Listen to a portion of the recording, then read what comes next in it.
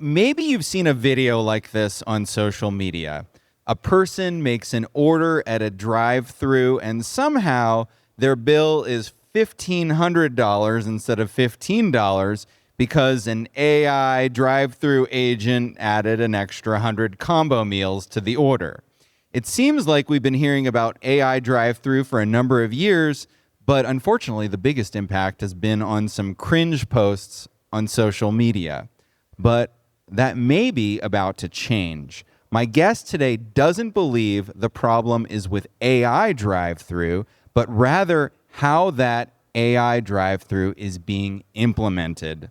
So today we're talking with Koen Schmitz, Chief Commercial Officer at Vox AI. Live from Las Vegas, it's Where We Buy. That's right, you're listening to Where We Buy. It's the show where we talk with retail experts and we visit the places where we buy. My name is James Cook. I research retail and real estate for JLL. And today we're recording live from the ICSC PropTech stage. Welcome, Koen. Thanks, James, for having me. So I alluded to the cringe social media videos. Are those good for business because you can say, hey, that's not what we do? Or does that make your job more difficult to explain Vox AI to other people? Well, I think in general, where the videos originated from was at least from brands that are willing to invest in the technology and getting new technology in place to run either their business better or getting their bottom line up. So for us, it's not predominantly a bad thing, though we did see those examples where we thought, okay, this can be done differently. Because at the end of the day, the customer was not having a very good experience with an AI. Gotcha. And to be clear, Vox AI isn't just drive-through, right? It's a whole voice thing. How do you explain that? Yeah, so we started off with the voice AI for drive-through, but we had many customers also doing phone ordering and in-app ordering. So mobile ordering, order ahead channel is a large channel for QSR businesses. So we now say basically we have one voice for any platform in any language. So it doesn't matter where your customer's ordering from, whether that's the drive-through, phone ordering, in-app ordering, etc. We are more believers of, as a brand, you should maintain that own voice, which is consistent over all different channels. How do you differentiate yourself? What makes your voice model different? So the key differences for us is how we train our models. So instead of making sure that we have the menu items in place and have a generic language model and do a bit of training and then putting it live in a location or in all of the locations throughout the US, for example, it's not going to work because there are so many different characteristics in an individual location, right? There is a different in dialects, there's a different in the product synonyms and product acronyms used for specific locations. That you cannot put it live with a generic model. So how we train our models is a key differentiator compared to other solution providers. And that is we train our models per location to overcome those challenges on basically all of those distinct location metrics for dialects, etc. Yeah, I mean, that makes perfect sense. Somebody in New York is going to sound quite different from somebody in the South, for example. So you can't use one model for all of them. No, exactly. We have the same thing in the Netherlands, right? So if you're so we're an Amsterdam-based company, and if you order in the northern part of Amsterdam, that's completely different than the southeast of Amsterdam, even though that's only let's say 10 miles away from each other. So yeah. Wow, that's interesting. So you train each one individually at each individual restaurant that you're going into. Correct. So what does that process look like? How long? What goes into that? So the first thing we do is we integrate with their local communication system, which is just the headset system the operator's using to take the order. So by that way, we collect all of the conversations between the guest and the human operator. And then we do make the connection with the POS system. So we know all of the menu items, the menu structure, the LTOs, etc. And then we capture all of the conversations and we train on the back of those conversations for that specific location to make sure, again, to overcome with all the dialects and the real location specifics. And it not only includes dialects, etc., but it's also based on the The hardest challenge in the QSR industry is, of course, the environment that we operate in. There's car noises. The one is next to an airport. The next is next to a highway. The one has more of an echo compared to the other one. So there's a lot of differences apart from what the language barriers are spoken in that specific location. So it takes a couple of weeks to do all that. Correct. Okay. Yeah. So in the US, it's around about 3 to 4 weeks to train those models. In other languages where we've seen more challenges, which is take the Netherlands for example. It's a small country, small language where we can train or the data model. The models are not so broadly known compared to the US English, so it will take a lot of more time to train the same models basically. So from the customer side of things, what's that experience like? I'm driving in my car, I roll down my window, and somebody says, "Welcome to whatever, can I take your order?" And I don't even know it's not a person, or is there some kind of difference? What's that like? So we do notify the customer that they are ordering with an AI, because a lot of people are these days used to work with an AI, but I think still the majority is not used to interact with an AI. So we do notify the customers when they drive into the drive-thru that they're ordering with an AI. But we envisioned it to be so what we build is a more of the most human-like experience. That means low latency, natural flow, like you really talk to a human operator. How do you achieve that? Because it seems to me there's always a bit of latency. You know, when I'm, what is it, like the OpenAI and the Claude app I have on my phone, there's always a bit of a delay there. Correct. So the a real human-like conversation is around about a latency of 300 to 400 milliseconds in response times. If you go up to, let's say, a second, that's still okay, I would say. But if you go up to 5, 6, 7 seconds, that's got to be a bit awkward, right? Hey, can I get a burger? Then if you have 7 seconds of that silence, then the customer will ask, "Hey, are you there? Hello, hello?" And then you come into some sort of a loop where the AI keeps responding on the questions from the customers, basically. So the latency is a key thing for a natural sounded voice AI. So is that latency, with the typical large language model, is that latency due to the fact that it's cloud-based? No, so we're cloud-based as well. You're cloud-based too. Okay. Exactly. Yeah. So we're reaching latencies of around about 600 to 700 milliseconds. Gotcha. Okay. So you're training your model for every individual location, which is clearly going to make it more accurate. From the restaurant's point of view, it's probably more expensive to do that, though. No, because what we do is so we don't use any humans in the loop, right? So there's no human involved for training the data. So we're fully AI based. That makes it, one, cheaper because there's no labor involved, and second, it's we can scale easier and much faster than when there's a human in the loop. So it's not about of course we have the GPU, but it's for the first time we train the models, and then we incorporate the brand standards and the brand specifics basically to our own models, and then we have our proprietary models. So the running costs are much lower. The training is, of course, where you do need more of the GPU power for.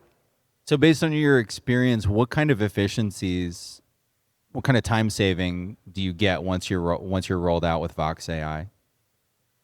Depends a little bit on what the brand would like to have it, on how it operates, how many times they would do an upsell, how pushy they want to be on the upsell. So that always there's a fine line between speed of service and getting the upsell done, right? But on average, we see there's a time saving of around 20 to 30 seconds.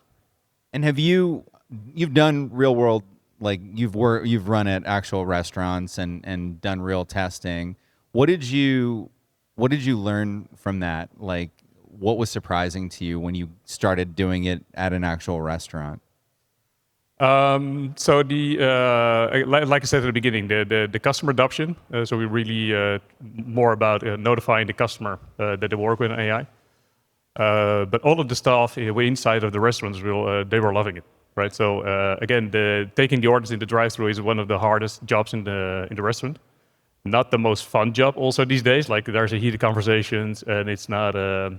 People are less polite than it was used to be, I think, some years ago. So they're really happy that there is an AI in place. I would imagine it's kind of like a tag team where it might start with the AI, but if something goes wrong, it just switches over to a human. Is that how it works? Yes. So the human, so the guests always have the option to talk to the operator, right? So if the human say, or if your guests say, hey, can I speak to the human operator, then we escalate it to the human operator, and it's the other way around as well. So whenever the AI is having a bad moment, which we did not occur for us yet, but then the operator is always able to tap into the conversation and take over. So how long has Vox AI been around? We raised mid-October 23, so a little less than 3 years now. What was the journey? What was the decision to solve this problem? How did that come about? That's a good question. So my background comes from a family business. In the company we did two things. One is the QSR operations. So in Benelux, we were doing 98% of all of the drive-thrus for all the brands, basically in installing the communication systems and the speaker post. And the other part of the business was customer counting systems for retail and shopping centers. And in 23, I was being asked by KFC for a voice AI solution, which we didn't have had at that point in time. And that's where I met Maurice Kroon, who is the CEO and founder of Vox AI. And he had speaking about latency, so he built a demo which was nailing that latency factor with a 500 milliseconds response time. So at that point in time, I thought, well, if this is what we can deliver and make the model of, then we're kind of unique in the space already. And if we combine that with 98 languages we support, then it's going to be a global rollout. So that was a bit of the trick for me to go over and start together with Maurice Vox AI. And so is the US a target for you just because it's a big market? And I guess, like you said, the large language models are very, very good with English, right? Correct. Yeah. So the US market is larger than the rest of the world in drive-through numbers. Yeah, we really like to drive through our fast food. That's for absolutely sure. Yeah. So no, definitely the US is the market for us to go to. However, we do see good adoption in the European market as well with the larger brands as well. So are there places where voice AI does not make sense? Or, could it work anywhere? From a geographical perspective? Maybe the certain locations just don't work, or geography as well. Any place where it's just like, this doesn't make sense.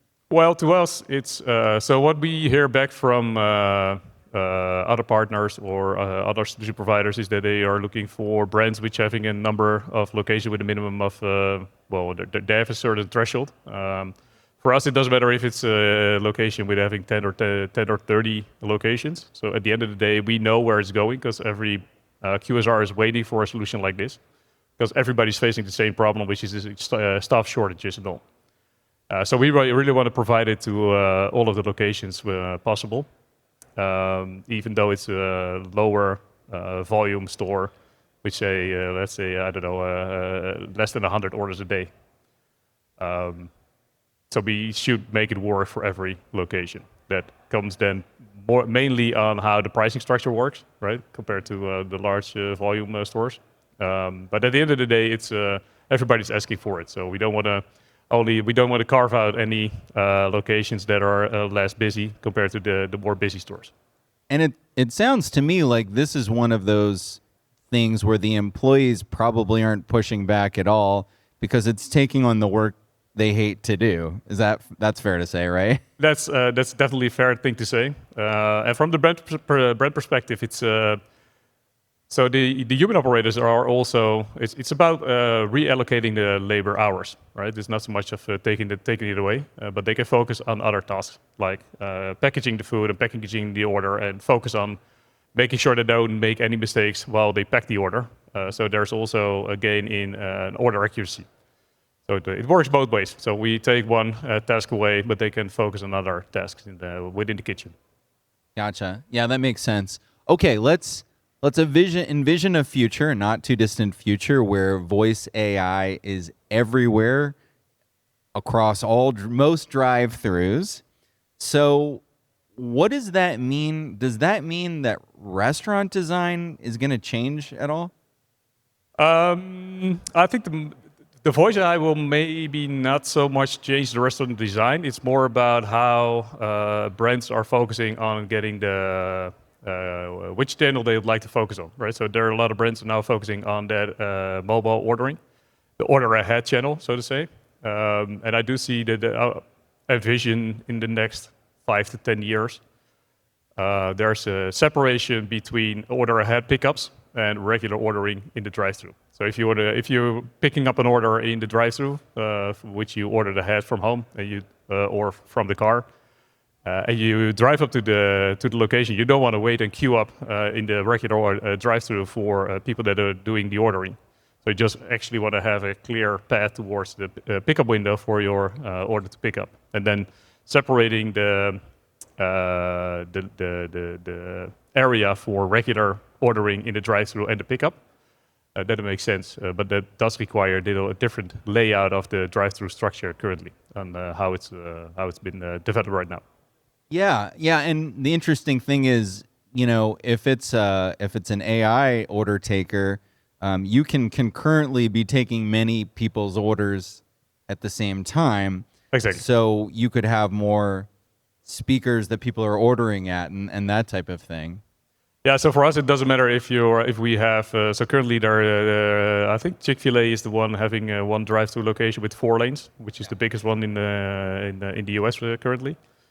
But for us, it doesn't matter in theory if we have 5, 6, or 7 order points, because the AI will is always able to catch multiple points of ordering. So for us, it doesn't matter. Will it happen that there is like the Sonic setup, right? So it's the drive-in where you have 10 order points next to each other. We hope so, of course, but I'm not sure if it's gonna be that way. But again, I do see the benefits of separating the order ahead pickups from regular ordering in the drive-thru. Brands, when you work with a brand, I'm sure it's not one single generic voice, right? Like they probably want a voice that aligns with their brand. Is that fair to say? Could they, I don't know, if they have a spokesperson that has a specific voice, would that be easy to have them take the orders? Yes. So, and so myself, I'm a strong believer in that, right? So it doesn't matter. To me, it doesn't make sense if you spend millions of dollars on getting your commercials out on radio and television commercials, etc., with a distinct voice. You would like to have it as a brand, and then when you're ordering, you have either a negative tone of voice or a different voice. So we, as a voice AI supplier, are able and capable of getting that same voice in place. So greeting the guest in the same distinct voice the brand has, and that's part of how we work with the brands, right? It's not so much only about how we train our models and which voice we put up on top of it. It's also about getting all of the brand guidelines in place and incorporate that in the model, and then we come to the parts of how would you like to do the upselling, how aggressive should it be, or should it be more of a conversation, or should we focus on the speed, or all that sort of, basically how the model should operate, how the brand would like to have it. Yeah, I mean, when you get into it, there's a lot of options there. Have you ever gotten bogged down with a marketing department that can't decide what kind of voice they want in their drive-thru? Yes, this morning. Oh my God. Even. Yeah, no, it's the type of voice. So we even had a customer in Australia. They want to have a Lebanese voice with an Australian accent. That's that's very specific. Wow. We're able to do it, and but no, the type of voice is. But we can voice clone it as well. So there are many options there. Some brands. So we had one customer that said, "I want to have a female voice during the day and a male voice during the evenings and the night times." So the male voice is more of a, gives a certain, sort of safety for people ordering in the night and being more strict compared to a female voice. It's interesting how to think about that. But it's there are a lot of conversations about what type of voice, or definitely. And somebody's going to want to do a celebrity voice. That's going to happen. So. We got that request as well, or yeah. And again, there are many options there. What you can do with from a brand perspective.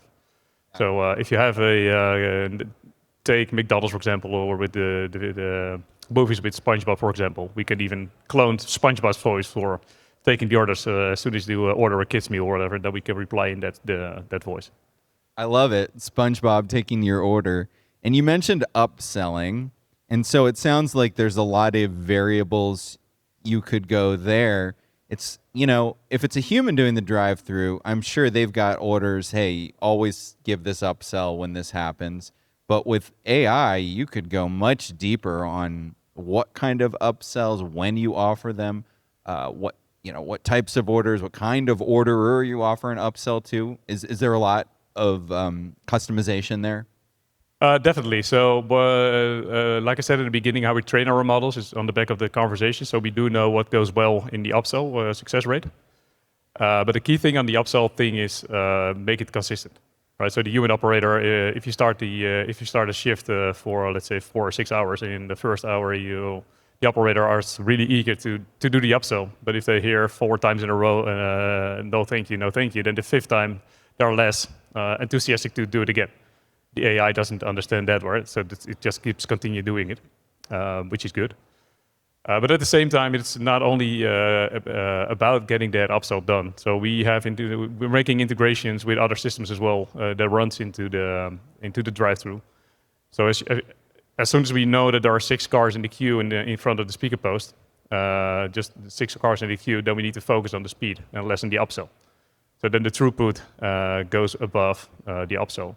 To avoid drive-offs. So there's also fine distinct balance between how much we focus on the upsell versus the speed of service and getting that throughput. So you're aware of how many cars are waiting in line? Yeah, if we have the integration with that specific, those are the timer systems basically, which is installed technology-wise in the restaurants. Can make the integration there so we get that information. And are you running oversight on all of this from your headquarters? Like, are you aware of, I don't know, what kind of KPIs are you? How do you know if it's being successful? So what we do currently is, in the beginning, when we integrate with the communication system, we build an insights dashboard. That's basically the baseline of the current function, how that location is working right now, right? So we measure 20 KPIs. And that is speed of service, the upsell attempt ratios, even the time to greet, and the time between greeting and start ordering. So hey, welcome to brand X. Give me a second. That second turns into maybe 30 seconds or even a minute before they say, hey, what can I do for you? So that time in between we can measure and display on a dashboard for the customers while we do the training. So that gives us a baseline and insights on what the current operations is. And as soon as we are going live with the Voice AI, all of those metrics should improve or will improve.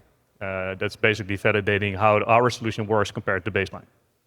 So it's about getting the data and not us saying, hey, we're doing here a great job because we have this great solution, but it's more based on the data effects. And so I know we kind of already covered this, but the reason why these AI drive-thrus haven't worked so far, just to put a cap on it, is the models, it's one generic model, and it hasn't been trained to that specific restaurant and that specific location. Is that fair to say? That is fair to say in the way how it operates currently and how we think it can be done differently. Right, and again, it's for us, it's more about focusing on that customer experience. Because at the end of the day, if your guests don't like it or don't love it, you as a brand may want to push it to put it live. But if your guests are not liking it, then the reasons are slim. The chances are slim that the brand will say, "Hey, let's roll out to all of the stores." Right. So getting that customer experience up is for us the main focus point where we and how we build the solution. And when you're starting with a new client, do you usually just pilot it at one location and then see how that goes, or is it a multiple location pilot? So the customers we're currently working with is we have installed a large number of locations to collect as many data points we can get from different areas in that same country. Also to know that we can work with all the different dialects, etc. Then we do a proof of concept period for a number of months. And once we hit those KPIs, then the scalability factor is also in place that we can scale to a larger number of sites quite quickly.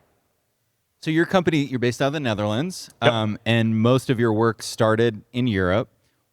Is there any big difference in working with QSRs here in the US compared with Europe? I think the customers we work with in either Europe, Australia, or here in the US, I think they all have the same mindset on getting the new technology in place ahead of the curve and just making sure that they are on top of new technologies. So working with those CTOs and the operators who are tech savvy, I think that's kind of liked. The way the business runs and the number of cars going to the drive-thru, that's of course different from Europe compared to the US. The US is it's much busier than the European sites. But I think overall, from a tech perspective and how they would like to have the voice AI working, there's much similarity there. And it sounds like everybody's eager to find any solution that's really going to help them with this problem. Yes, because I think at the end of the day, like I said at the beginning, it's for them maybe to solve an operational issue, which is the staff shortages currently. But they also see the benefits of the AI with the consistent upsell and the average order value going up. So there's definitely also a business side of the house, which is of course triggering them to invest in this type of solutions. Are there any use cases for voice AI inside the restaurant? I'm just throwing this out there off the top of my head. Yes, so we do work also on the kiosk side of things. So instead of going to the kiosk and searching your way through that interface and selecting XYZ, no, I don't want that. So we do see that there's a good opportunity to incorporate voice in combination with touch there. But then it's more about, hey, give me all the burger options, or give me all the chicken options, or give me the salad options. And they can. So the interaction will be voice and tap basically combined. Interesting, right? So you're telling it what you want to see, and then exactly, yeah. Because those menus, some of them are great, those kiosks, but others are pretty difficult to navigate, especially if they have an extensive menu. Yes, that's. I personally, I don't use the kiosk that often. If they still have the traditional counter with a person behind it, I'd rather go to the counter than searching my way to the kiosk. But yeah, me too. And I'll make an admission here, since we're at the end of the episode. I don't usually go through drive-thrus, because if they mess up my order, I'm like driving away when I realize it, and then I have to turn around and come back. I much prefer, and I know it's slower, but I still, even if I'm just doing takeaway, I still walk inside the restaurant and order probably 95% of the time. Gotcha, yeah. But you're going to fix that, because it's going to be so accurate. I'm going to love drive-thrus from here on out. Well, let's talk again in a year's time. But I hope you're becoming then a drive-through fanatic instead of walking in. All right. Well, Koen Schmitz, thank you so much for joining me today. I love learning about new technology like Vox AI. Thanks for having me. And if you want to hear more retail insights, interviews, site tours, all kinds of fun stuff, you can subscribe to Where We Buy on the iPhone podcast app. We're on Spotify. Wherever you get podcasts, just search for Where We Buy and hit subscribe. And you can also find us on the web at WhereWeBuy.show. And that's a wrap. Oh, thanks so much. A little applause. And that's a wrap.